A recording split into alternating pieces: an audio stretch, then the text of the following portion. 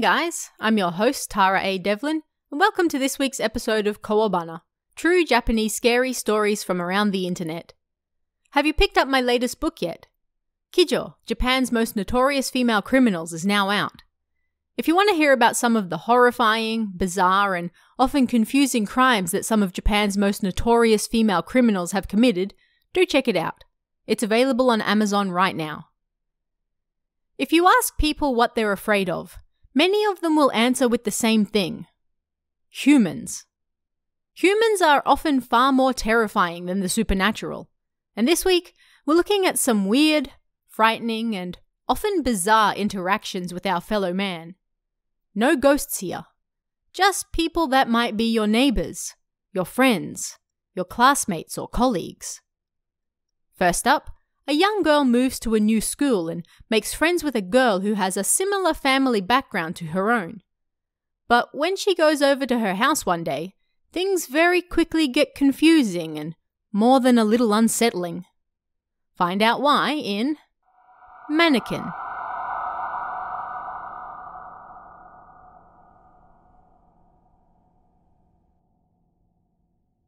I have absolutely no sixth sense. Therefore, I've never once seen a ghost, nor have I heard one. Even so, I once experienced something scary when I was in junior high school, so I'd like to tell you about it. My father passed away when I was 14, so we moved back to my mother's family home. My grandfather on my mother's side had passed away long ago, so there was just us three girls living there. Me, my mum, and my grandmother. I still hadn't recovered from the shock of my father dying, and I was immediately thrown into a new environment I couldn't get used to. I was anxious, but thankfully, my new classmates were kind to me, perhaps out of pity or something. One girl in particular, Esko, was really kind to me. She always showed me her textbook and would chat with me. We became close friends, and I started to open up to those around me again. Roughly 2 months later, I was messing around with everyone and having fun again.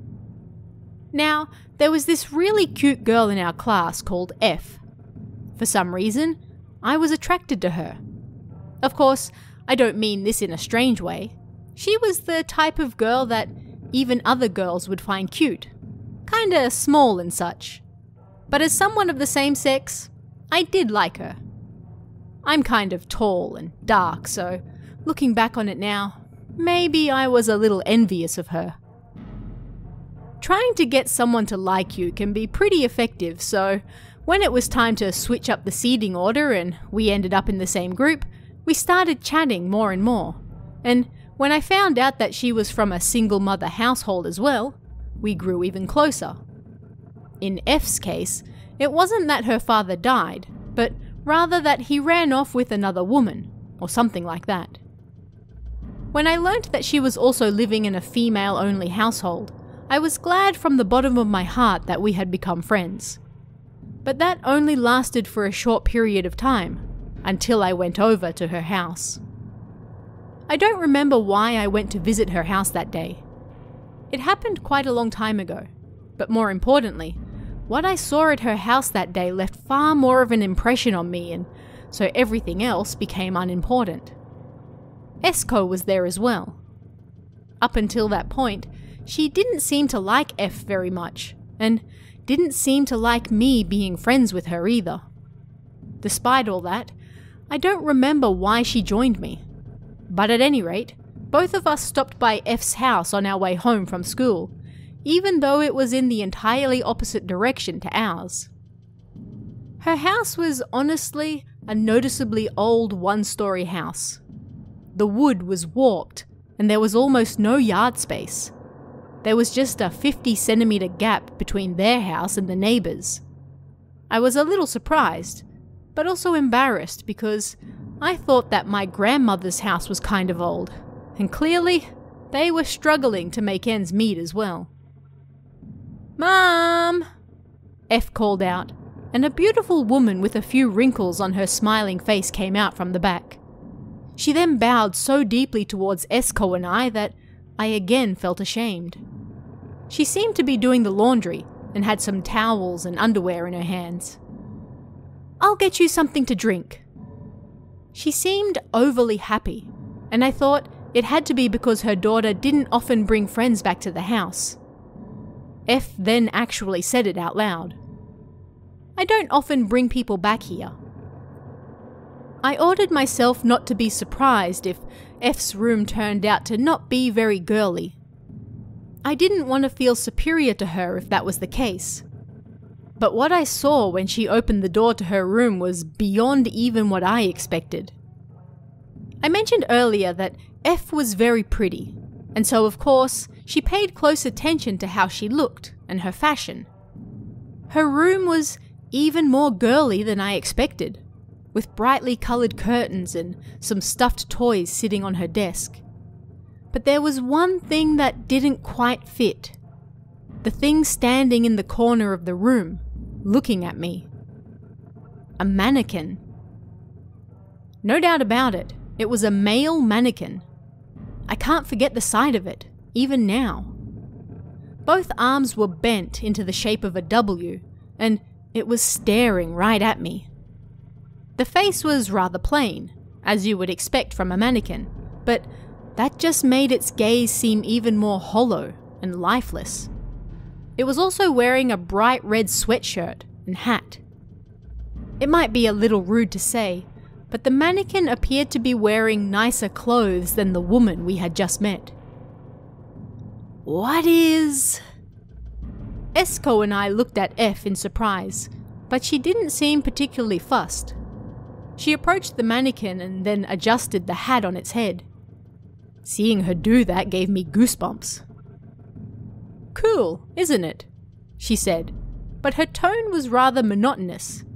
The way she spoke and the fact she didn't sound very happy just made me feel even more horrified.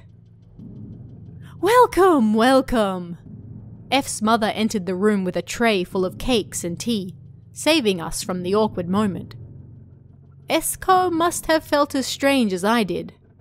She reached out for the plates and started lining them up on the table. I wanted to help, but there were only 4 plates. I wondered if her mum was going to join us, so I suddenly stopped. But then her mum took a plate with some cake on it and a tea and, smiling, placed them on F's desk, right next to the mannequin.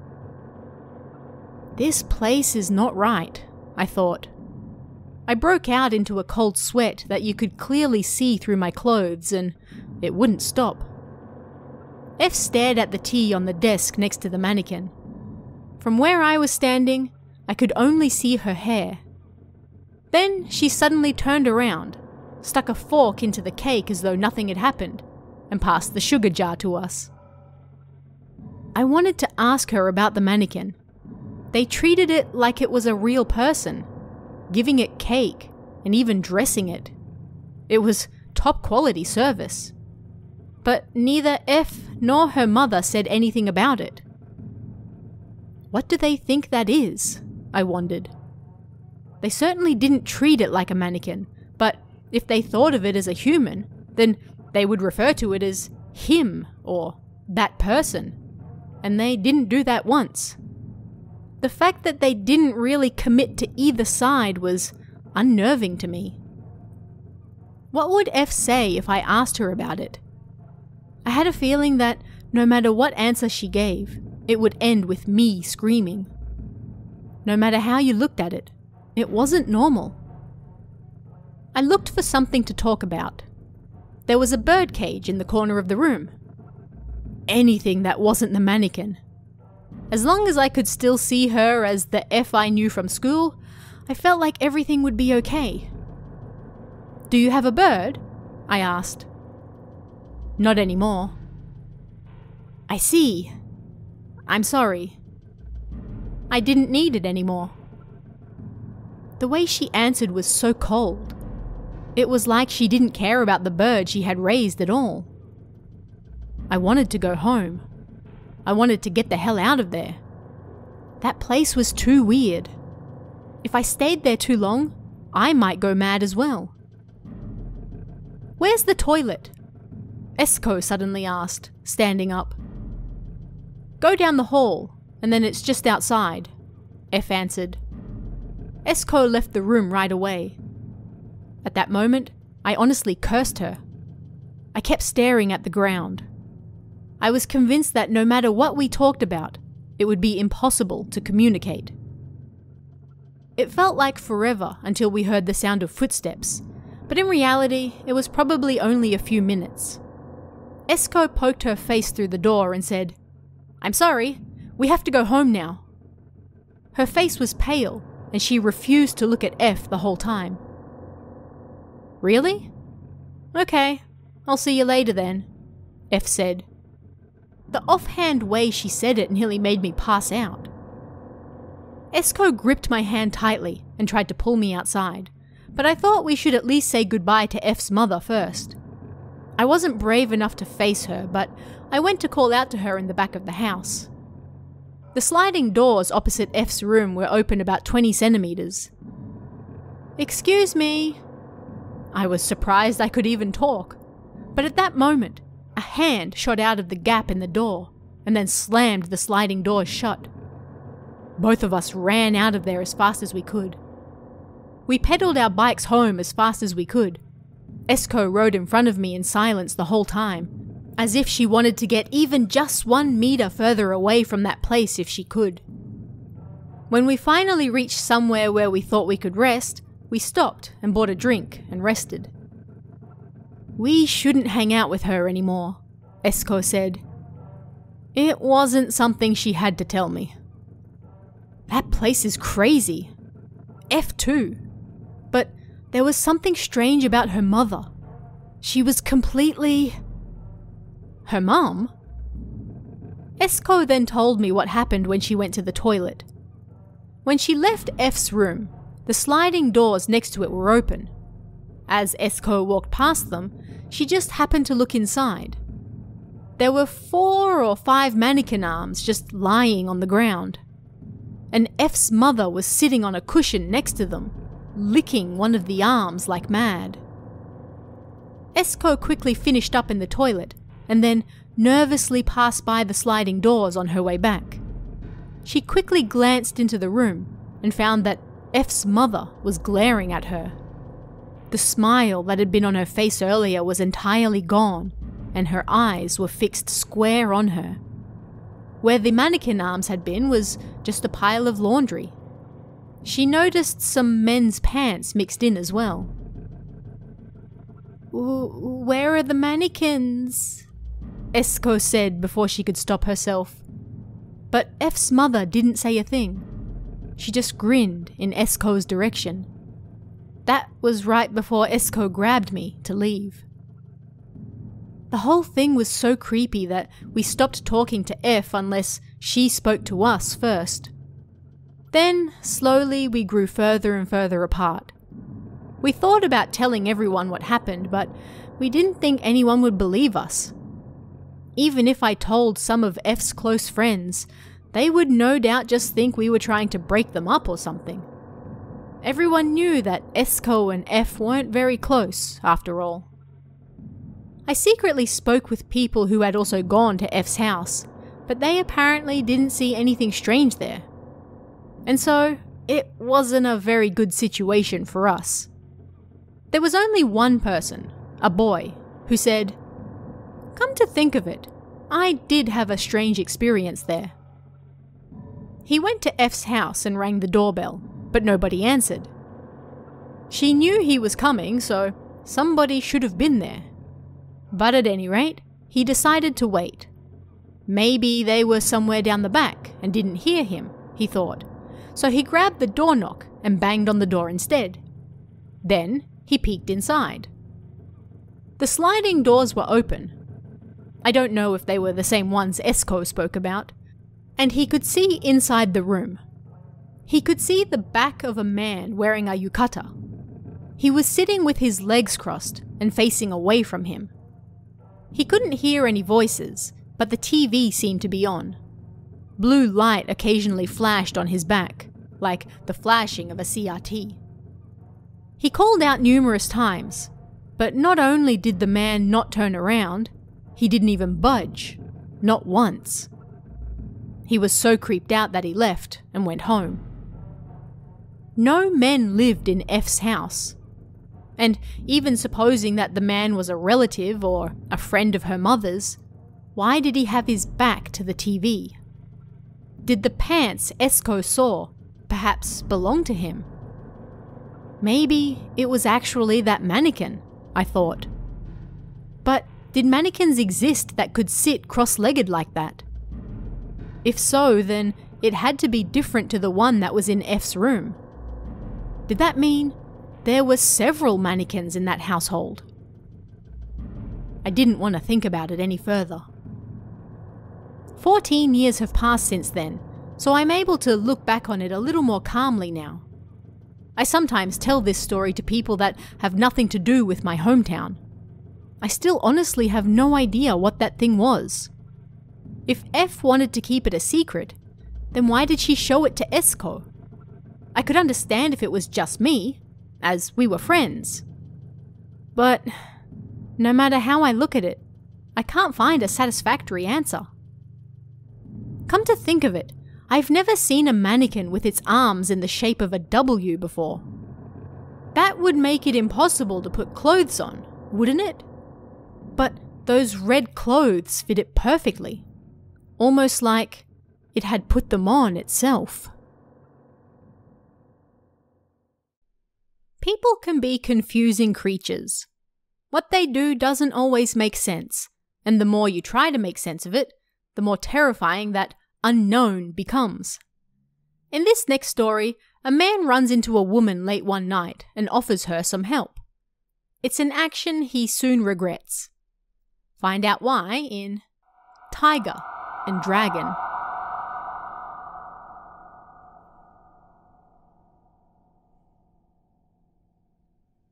I don't know if this is a scary story exactly, but it happened to me last Friday. Our company is located in an area with a lot of IT companies, somewhere on the outskirts of town. Late at night, the area gets pitch black, and the last bus leaves around 10 p.m. So, I was working pretty late doing some overtime, and it was already 2 a.m. by the time I was done.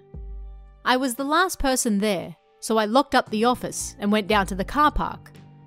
When I locked up the office, everything in the nearby area went out too, like the lights in the car park and such, so it was pretty much pitch black, and I had to rely on my phone light at my feet to see as I walked. Suddenly, I heard something that sounded like a bike suddenly braking a short distance away. I heard it so clearly that it surprised me, and I jumped. It freaked me out, so I rushed over to my car. I breathed a sigh of relief when I got to the car, and when I turned it on, the automatic lights flicked on. As they did, I saw a fallen bicycle a short distance away. I suddenly remembered the sound of the brakes I just heard, and all the blood drained from my face. Panicking, I put the car into drive and turned the lights on to high beam. Then I saw a figure lying on the ground past the bike that I hadn't been able to see before.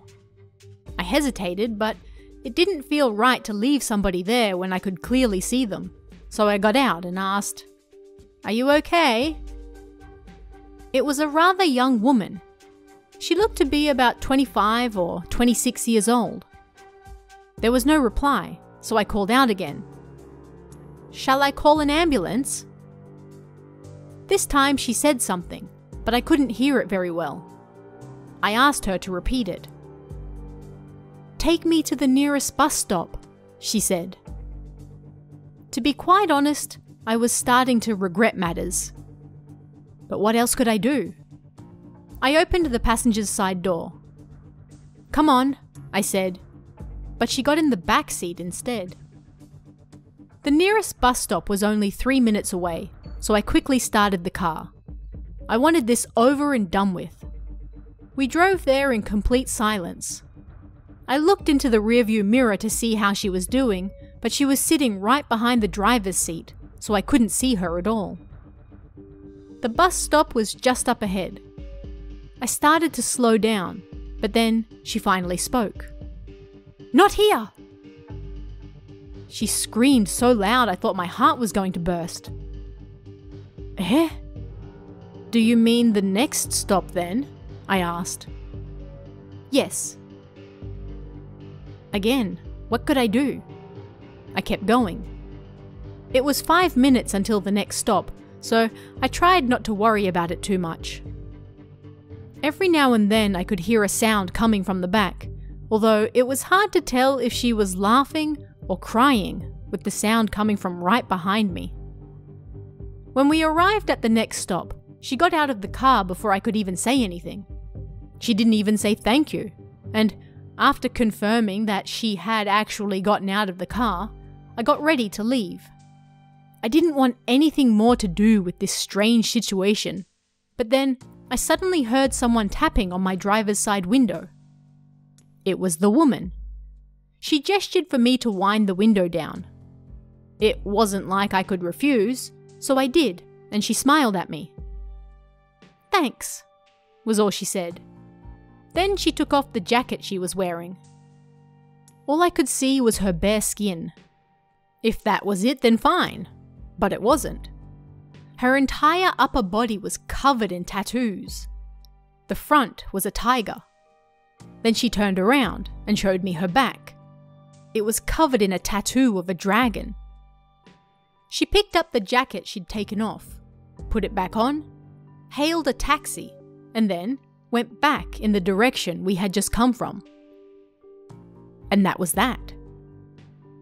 Sorry if there was no real punchline, but it was a real, strange experience that I actually had. Do you really know what goes on in your apartment or house when you go out for the day? How would you know if somebody was in there using it while you were out? What if you came home one night and discovered they were still there? That's exactly what happens to the woman in this next story. Find out what happens in Trespasser.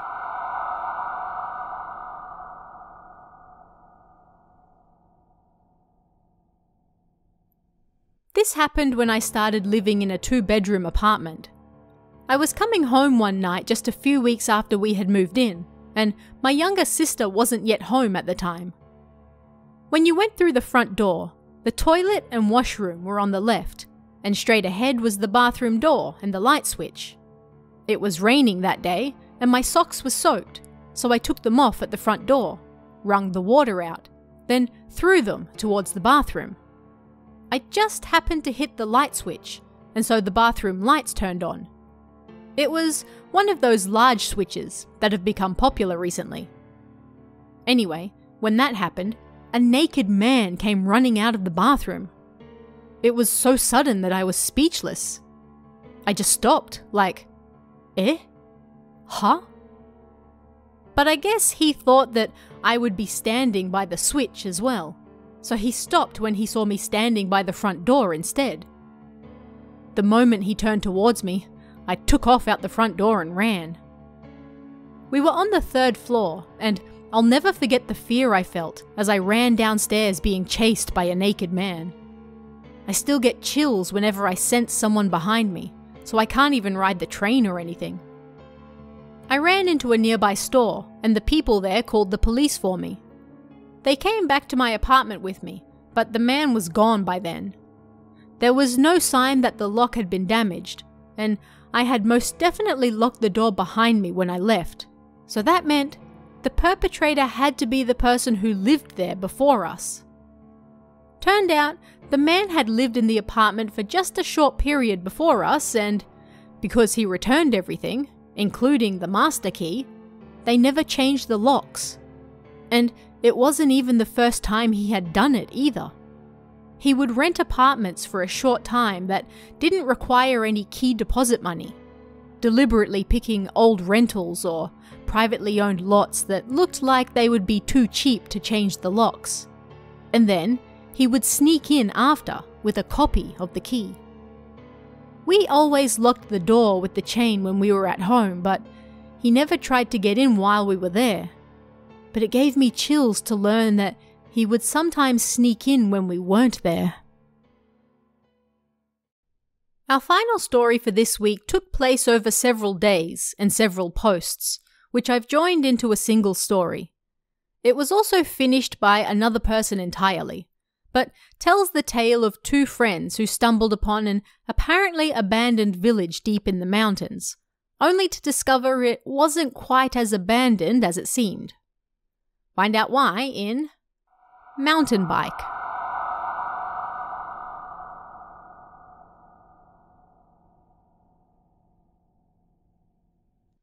I live in Miyazaki Prefecture, and the other day I found this amazing village. I went cycling with one of my friends last Saturday, and we decided to go somewhere we'd never been before. I think the place was somewhere on the way to Kitago from Aoshima. The road got smaller and smaller, and then finally it turned into an unpaved path with no telephone poles.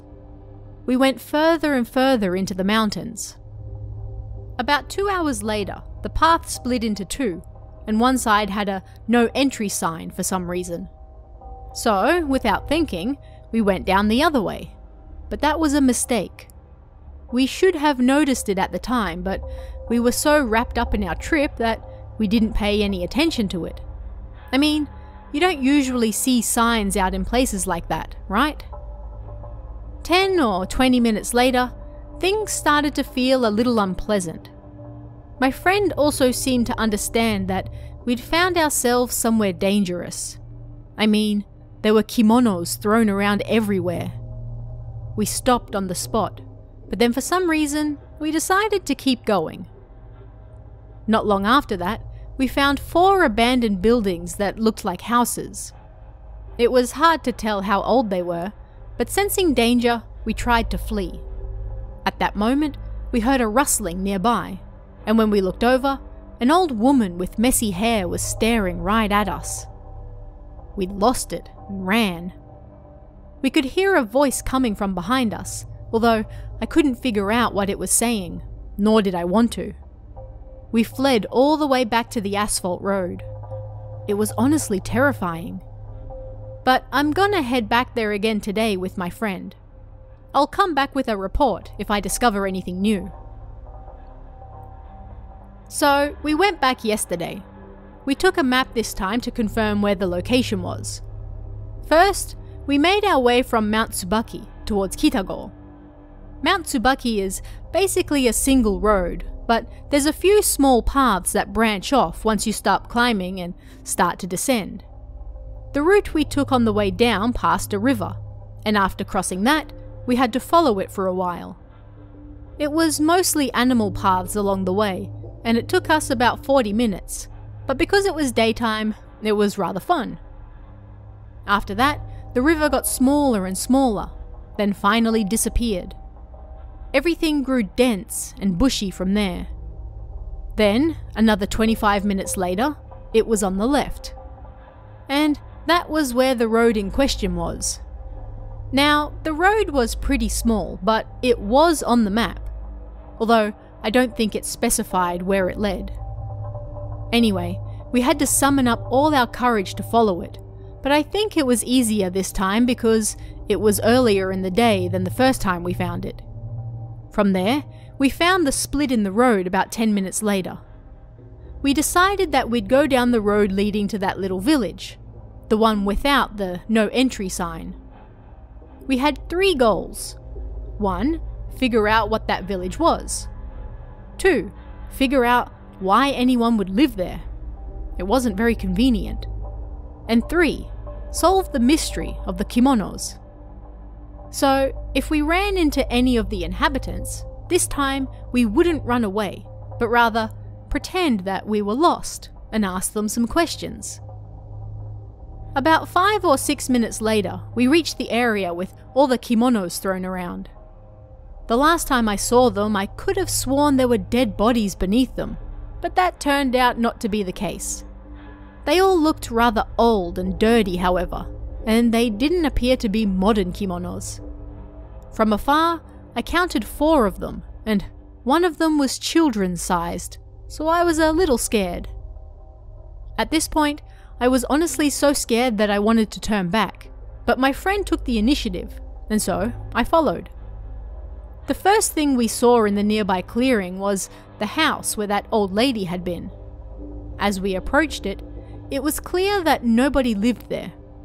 Inside was full of dried grass or hay or something, as well as broken pieces of wood. The house next to that, however, seemed to have someone living in it, although we couldn't sense anyone inside. We went right up to it and looked through the large windows. What we saw shocked us. That old lady was there. Frightened, we pulled back from the house a little, but she seemed to be asleep. I prayed that she wasn't dead. We were so frightened that we ran all the way back to the split in the road.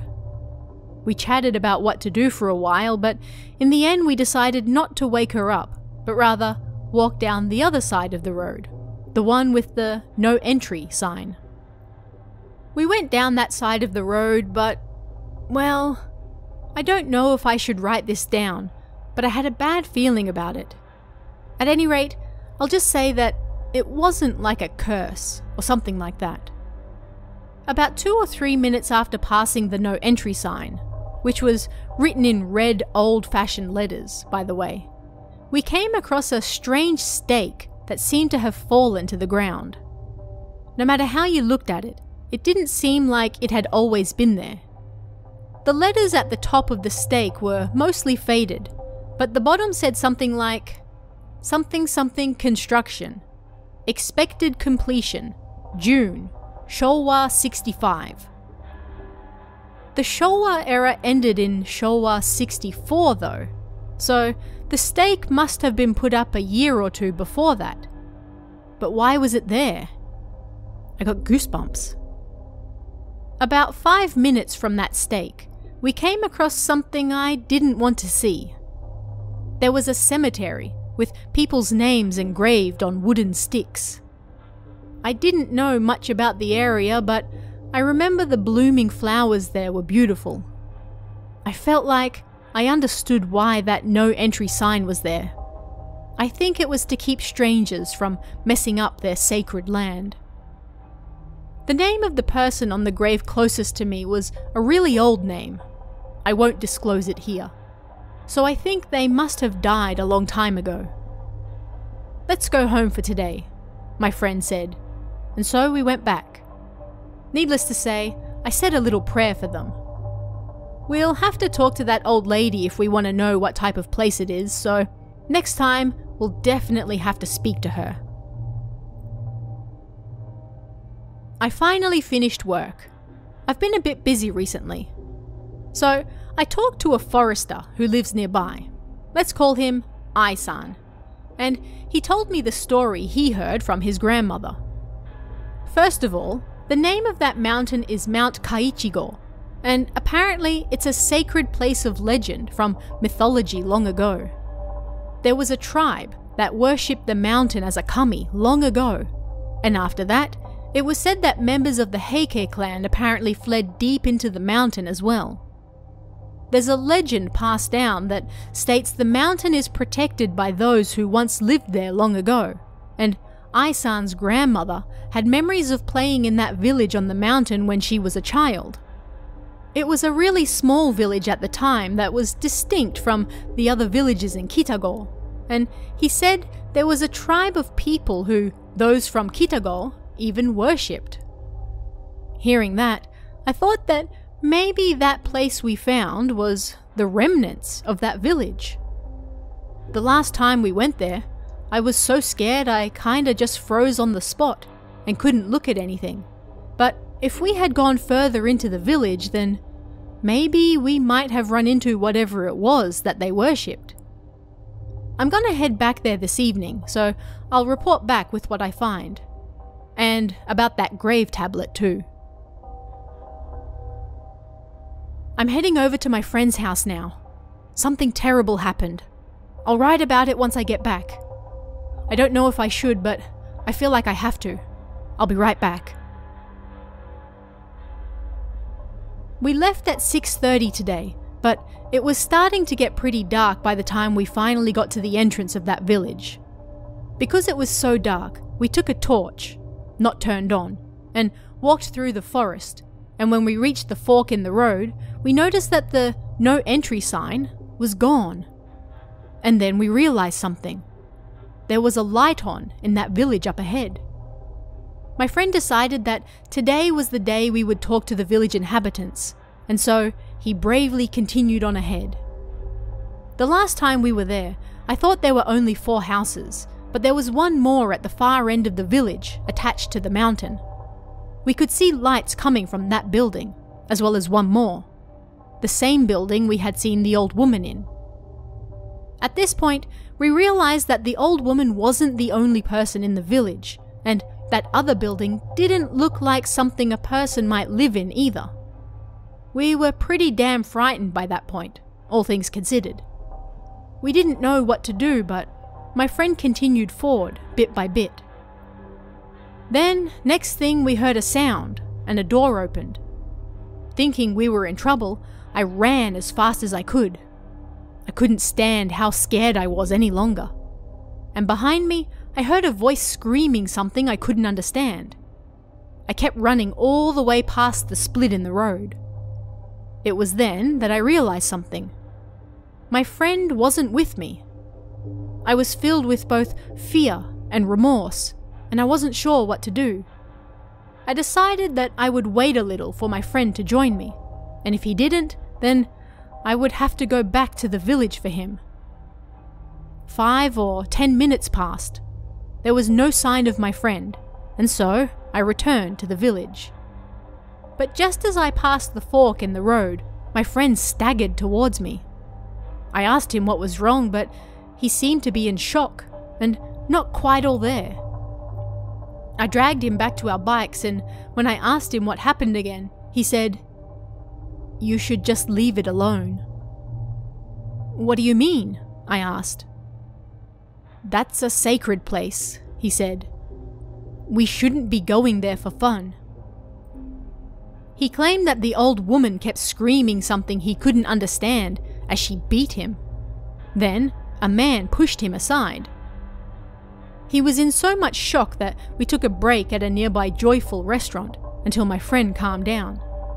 Then, we went home.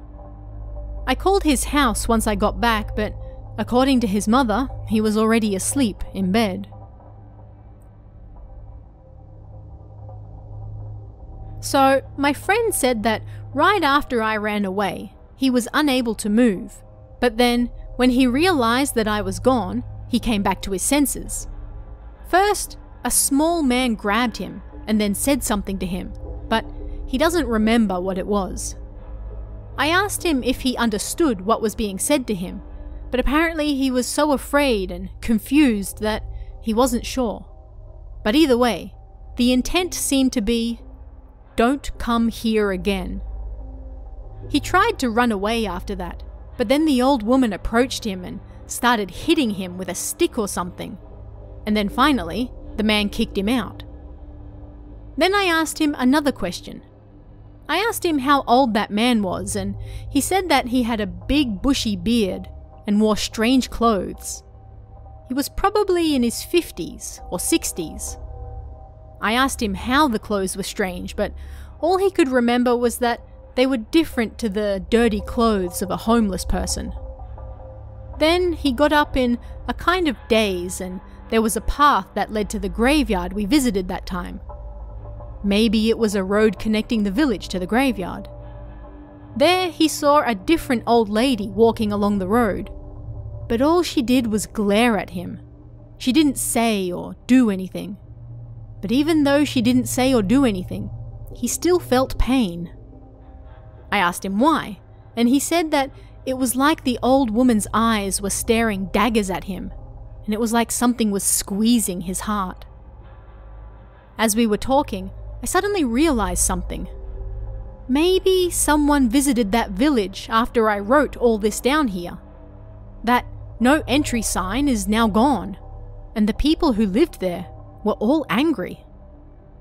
And regarding the language my friend heard there, I was thinking that maybe it's a unique language that originated in that village. I feel like it's the kind of language that comes out naturally when trying to express one's anger. But I think the people who live there can also speak Japanese as well. I mean, they wrote "no entry" on the sign, although that sign wasn't there today. But then, it's also possible that an outsider could have put it there too. That's true. At this point, a different person joined the story. After seeing this thread, I wanted to check it out for myself. I went over to the site right away. I wanted to know whether it was a real place or not, but something pretty crazy happened. I went over to a friend's house to discuss what to do, so I got home pretty late. Let me tell you what happened. First, let's start with the process of what happened. 4 of us who saw this thread decided to go exploring. We didn't find the no entry sign, so we just went forward anyway. We found a grave. Just a regular countryside grave. So we took a different route. We then found a few old, rotting houses. We heard a sound coming from a small house in the back. Talking, maybe. We went over and there was nobody inside. Nothing. We checked from the window. Then we went to leave and the incident happened. Sadly, the grave we saw was just a regular grave. But looking at it, it didn't seem to be the grave of someone who lived there. There were also a few offerings and such there. It might have been there for a while, but it was still there. Maybe it was the grave of someone from nearby. The name was pretty normal as well. I remember thinking that the place was pretty disappointing. But there was a forest growing beyond the grave and I could feel someone looking at me from the small thicket in front of it. We talked about it as we walked away. I didn't dare say anything at the time, but apparently everyone felt that same sensation of being watched as well. But sadly, I don't know if it was exactly the same place. You'll have to forgive me for leaving out some of the details, but I spoke to some of the residents, and apparently the people still living there have been there since long ago.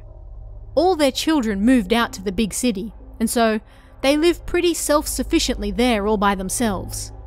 But they sometimes get visitors because there are rumours that the area is haunted and such, and these people mess up the area. They even show up at night, meaning the residents can't sleep. That's why they chase people away. I don't think they need to apologise for that. And the mysterious words when they chase people away? Apparently, they switch to their local dialect and speak fast when angry, so that's why it sounds strange. So, I recommend not going near that village anymore and causing trouble to the villagers there. A huge thank you and shout out to this week's Cummy tier members, Baked Beans and Nocturne. It's thanks to your support, along with everyone else, that I'm able to keep doing this show, so thank you very much. Don't forget to pick up Kijo, Japan's most notorious female criminals, available on Amazon right now, and check out our newly revamped merchandise store at kowabana.store. And if you'd like to chat about this week's stories, come and join us in the Kowabana Discord. You can find that link in the description or on kowabana.net. You can also check out our Patreon at patreon.com/TaraADevlin for exclusive bonus stories and extras, or our YouTube channel at youtube.com/KowabanaJapan for all sorts of Japanese horror you won't find anywhere else. Thanks guys, stay safe, and I'll see you again next time for even more Kowabana, true Japanese scary stories from around the internet. Want even more scary stories? Head over to kowabana.net for new translations every week. You can also join our Patreon for exclusive stories you won't find anywhere else. Head over to kowabana.net now.